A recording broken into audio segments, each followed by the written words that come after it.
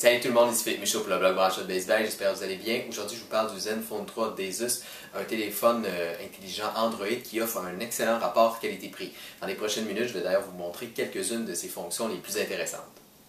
En termes de design, il faut dire qu'Asus a travaillé très dur pour le Zenfone 3. Il peut maintenant rivaliser avec la plupart des modèles construits par exemple Samsung et LG. Sur le côté droit, on retrouve, comme c'est bien souvent le cas, les boutons pour régler le volume, le monter, le descendre, ainsi que le bouton d'alimentation.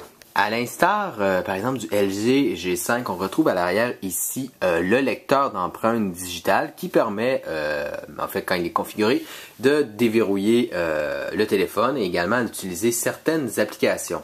Ce qui est intéressant avec ce téléphone-là, c'est vraiment son écran que j'ai trouvé vraiment très lumineux.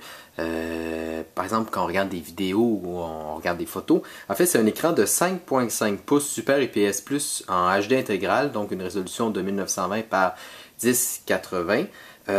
Mais également, l'écran est recouvert d'un verre Gorilla de Corning à l'avant, mais également ici à l'arrière. Ça, c'est un verre qui est très résistant aux rayures. Je ne dis pas que vous pourrez prendre vos clés et vous amuser à le rayer, mais dans une utilisation quotidienne, en fait, si vous le laissez par exemple dans vos poches ou même dans votre sac à main, je pense que ça devrait être assez résistant. En fait, peut-être si vous changez aux 2 ans votre téléphone, là, je pense que vous devriez quand même pouvoir, après ces 2 ans-là, avoir un téléphone qui n'est pas trop poqué, comme on dit. Si on le compare avec des téléphones moyenne gamme, en tout cas le Zenfone 3 d'Asus s'en sort très bien. Du côté du processeur, on retrouve un processeur octa-core Cortex A53 Qualcomm Snapdragon 625 de 2 GHz, une mémoire vive de 4 gigaoctets, un espace de stockage de 64 gigaoctets, donc vous pourrez stocker quand même beaucoup de photos et de vidéos. Mais si c'est pas assez, il prend en charge les cartes micro SD de 2 Teraoctets maximum. Bon, c'est un téléphone Android, donc sans surprise, il est équipé d'Android 6.0 Marshmallow, mais Asus l'a doté de son interface Zen UI 3.0. Mais bon, comme vous pouvez voir, c'est quand même assez similaire à ce qu'est Android. Je trouve ça même quand même assez joli. L'interface en tant que telle est stable, ça ralentit pas trop le système. Enfin, on peut naviguer assez facilement dans les applications.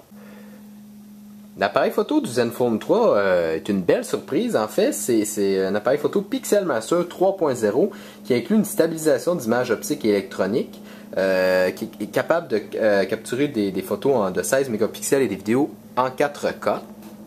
À mon avis, ce qui permet vraiment à cet appareil photo-là de se distinguer de la concurrence, c'est sa technologie de stabilisation d'image. En fait, son stabilisateur d'image utilise différentes technologies. Par exemple, il inclut un stabilisateur d'image optique à 4 axes qui compense les tremblements. Il utilise aussi un stabilisateur d'image électronique à 3 axes qui permet, ça c'est quand on veut prendre des vidéos, ils vont être fluides et stables, même si on tremble un petit peu.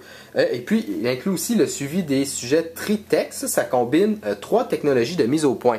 Donc, le laser, la détection de phase et la mise au point continue. Ça permet entre autres de faire des mises au point clair en seulement 0.03 secondes, donc quasi instantanément. En fait, concrètement, si on veut le faire ici comme ça, il suffit d'appuyer.